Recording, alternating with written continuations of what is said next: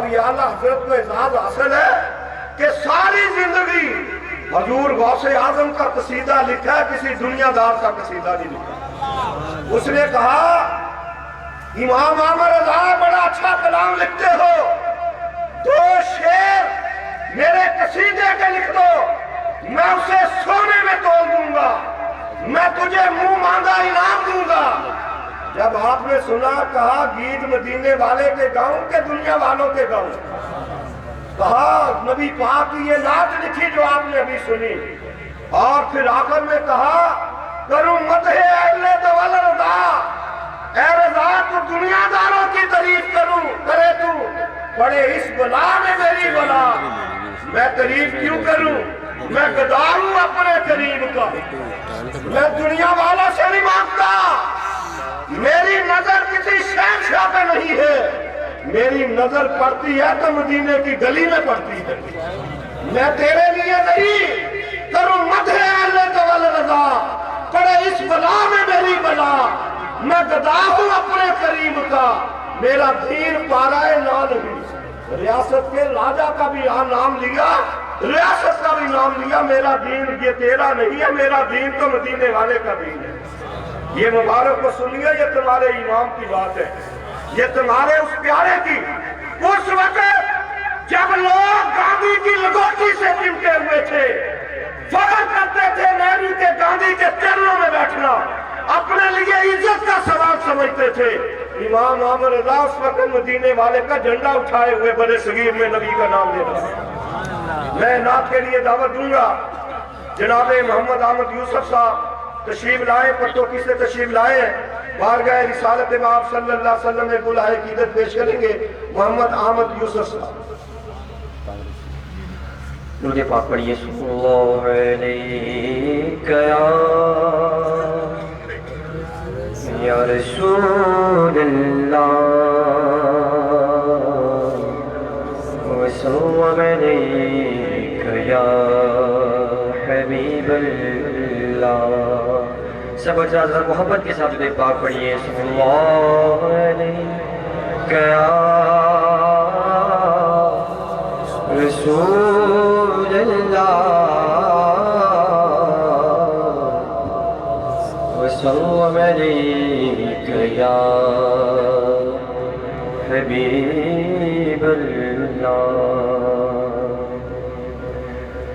فطرت میں ملانے ہوں ہاں سے کیوں مانگوں آقا کا سواری ہوں، آقا کا سواری ہوں، فطرت میں ملانے ہوں، کسی اور سے کیوں مانگوں آقا کا سواری ہوں، آقا کا سواری ہوں۔ بہارے جان فضا تم ہو، نسیم داستاں تم ہو، بہارے باغ رضوان تم سے ہے، زیب جنا تم ہو، بہارے باغ رضوان تم سے ہے، زیب جنا تم ہو، کجا ہم خاک افتادہ، کجا تم شہ بالا، کجا ہم خاک افتادہ، کجا تم شہ بالا،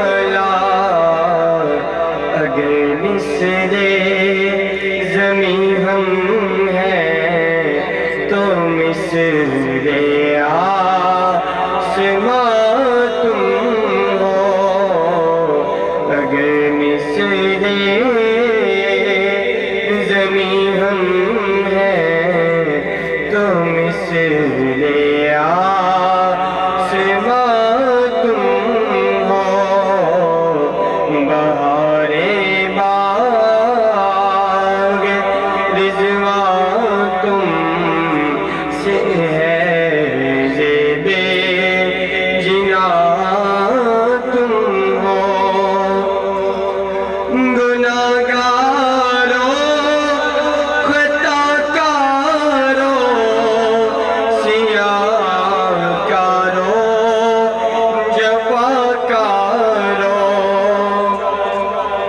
گناہگاروں خطا کاروں جفا کاروں سیاہ کاروں، ہمارے دامن رحمت میں آ جاؤ، کہاں تم ہو، ہمارے دامن رحمت میں آ جاؤ، کہاں تم ہو، بہار باغ رضوان تم سے ہے، زیب جنان تم ہو۔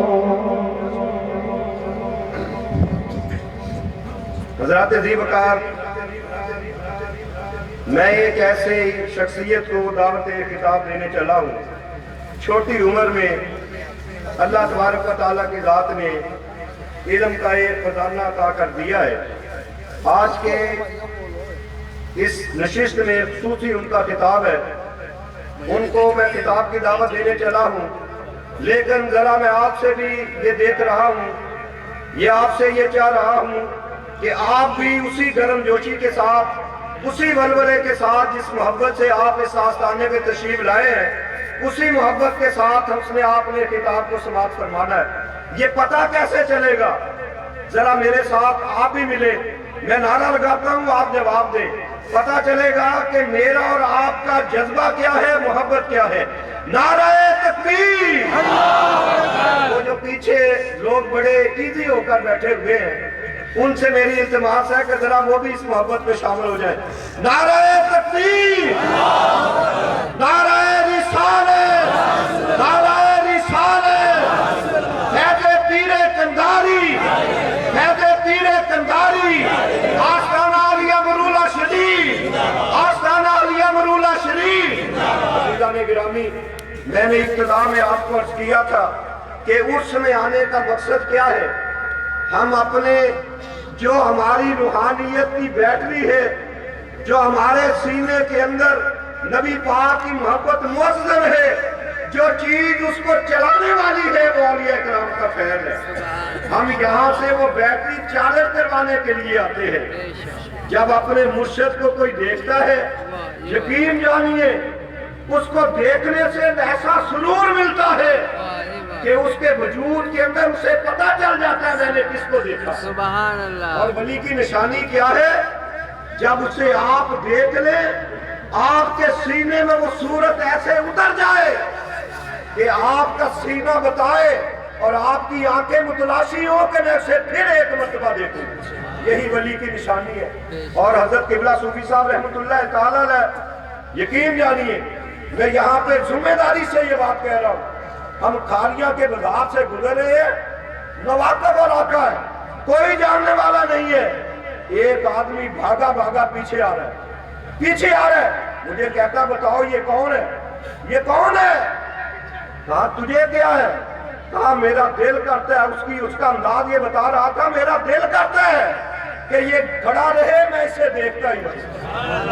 اب یہ کوئی لالچ نہیں، کسی وزیر کے دروازے پہ لوگ درخواستیں لے کے کھڑے ہوتے ہیں، ان آستانوں پہ لوگ اپنا سینہ کھولے کھڑے ہوتے ہیں۔ کرنل صاحب نے یہاں پر ایک مرتبہ کرنل عبدالوحید صاحب آپ کے بڑے پیارے خلیفہ ہیں، ابو ظہبی سے یہ تشریف لاتے ہیں. انہوں نے بتایا آپ حاجبے ہیں, آپ طواف کر رہے ہیں. کہتے ہیں کہ میرے پاس ایک بھاگ کے وہ شرطا جو تھا نا, ایک عربی آدمی بھاگ کے میرے پاس آیا. مجھے کہنے لگا بتاؤ یہ کون ہے؟ تو آپ کہنے لگے میں ڈرا کہیں یہ وہ لوگ ہیں, پریشان نہ کرے, تنگ نہ کرے. یہ کیا ہے, کیا بات ہے, کہاں کیوں پوچھتا ہے؟ کہاں میں اس لیے پوچھتا ہوں کہ جب یہ درویش یہ طواف کرتا ہے میں دیکھتا ہوں جب یہاں سے گزرتا ہے آسمان سے ایک نور آتا ہے جو اس کے اوپر گرتا ہے. بتاؤ ان ہستیوں کے پاس کیا ہے, کس لیے لوگ ان کے پاس پھرتے ہیں؟ اور ایمان سے یہ میرے پاس وقت نہیں, ورنہ میں بتاتا. نواز شریف جیسا آدمی وقت کا وزیر اعظم ہے اور اس کے سامنے قبلہ صوفی صاحب کھڑے اور وہ بڑی چاپلوسی کر رہا ہے. حضرت قبلہ صوفی صاحب نے ایک ہی بات کہی, کہا نواز شریف سنو, تمہارے باپ دادا کیا تھے, تمہارے پردادا کیا تھے, ہندوستان میں کیا تمہارے پاس تھا, آج سب کچھ تمہارے پاس ہے. ایک وعدہ مجھ سے کر لو, ملک میں نظام مصطفیٰ نافذ کر لو, مجھ سے ضمانت لے لو, ہم دعا کریں گے اللہ تیری حکومت کو ہمیشہ کے لیے برقرار رکھے. اب اتنی بات کہنے والا درویش ہی کہہ سکتا ہے, کوئی اور نہیں. وقت کے حاکم کو جھنجھوڑنا یہ حضرت قبلہ صوفی صاحب کا ہی مقام تھا. ہم نے اپنی آنکھوں سے دیکھا بڑے بڑے لوگ ووٹوں کے لیے آتے تھے. ہم نے ایسی باتیں M N A M P A کے سامنے حضرت قبلہ صوفی صاحب کو کرتے دیکھا کہ حیران رہ جاتے تھے کہ یہ اللہ کی دی ہوئی طاقت ہے کہ ان مردانے کلندروں کے پاس, ان درویشوں کے پاس وہ قوت ہے کہ زبان کھلتی ہے صرف اللہ رسول ہی سامنے ہوتا ہے. تو یہی بات اولیاء اکرام کی بات یہی بتانے کے لیے میں عرض کر رہا ہوں. خطیب پاکستان, خطیب اہل سنت, سرمایہ اہل سنت حضرت علامہ محمد اشرف ازہری صاحب, محمد اشرف الازہری مصر سے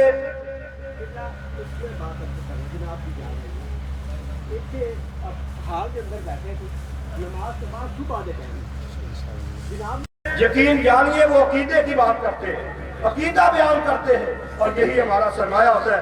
ذرا زور کے ساتھ محبت کے ساتھ ایک نعرہ اور لگا دیں, پھر ان کی بات سنتے ہیں. نعرہ تکبیر.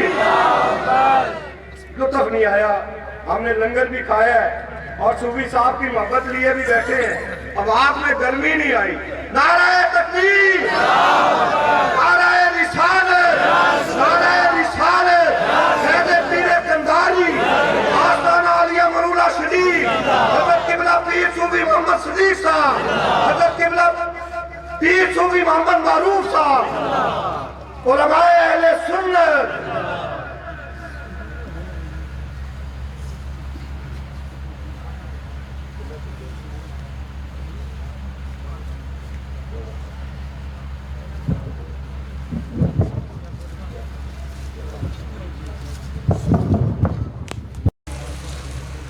ومن علينا بنعمة التوحيد والإيمان والصلاة والسلام على سيدنا خير الأنام وعلى آله الطيبين وأصحابه الكرام. أشهد أن لا إله إلا الله وحده الذي لم يتخذ ولدا ولم يكن له شريك في الملك ولم يكن له ولي من الذل وكبره تكبيرا. وأشهد أن سيدنا وسندنا وحبيبنا وطبيبنا وشفاءنا وشفيعنا وقائدنا وقدوتنا وملجانا ومأوانا وأعلانا وأولانا وسيدنا ومولانا محمدا عبد الله ورسوله الذي أرسله الله تعالى شاهدا ومبشرا ونذيرا وداعيا إلى الله بإذنه وسراجا منيرا, الذي بعثه الله رحمة للعالمين جميعا.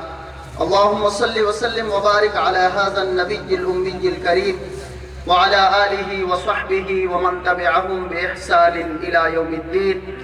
هو الحبيب الذي ترجى شفاعته لكل هول من الأهوال مقتحم. يا رب بالمصطفى بلغ مقاصدنا واغفر لنا ما مضى يا واسع الكرم مولاي صل وسلم دائما أبدا على حبيبك خير الخلق كلهم.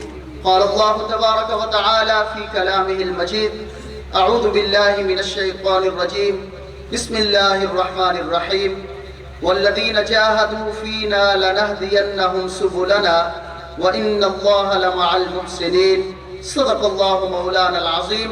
وقال الله تبارك وتعالى في شأن حبيبه الكريم رؤوف الرحيم مخبرا وآمرا: إن الله وملائكته يصلون على النبي يا أيها الذين آمنوا صلوا عليه وسلموا تسليما. الصلاة والسلام عليك يا سيدي يا رسول الله وعلى آلك وأصحابك يا سيدي يا حبيب الله. الصلاة والسلام عليك يا رحمة للعالمين وعلى آلك وأصحابك يا سيد الأنبياء والمرسلين. حضرات محترم، ہماری خوش نصیبی ہے کہ ہم اللہ تبارک و تعالیٰ کے دو ولیوں کی یاد کو اپنے سینے میں لے کر یہاں بیٹھے ہیں. اس کا معنی یہ ہے کہ اللہ تبارک و تعالیٰ کے وہ دو ولی جو بظاہر اس دنیا سے تشریف لے گئے، حقیقت میں اپنی توجہات کے ساتھ، روحانی برکات کے ساتھ ہم میں جلوہ فگن ہیں. اور اسٹیج پر تشریف فرما علماء کرام اور مشائخ اعظام، ان کی بابرکت عاطفت اور ان کی شفقتیں اور ان کی توجہات وہ بھی ہمارے شامل حال ہیں. جب ہم اتنی برکات کے درمیان بیٹھے ہیں تو ہمیں چاہیے کہ ہم اس بابرکت محفل میں انتہائی ادب کے ساتھ اس کی گزارش کرتا ہوں. نعرہ نہ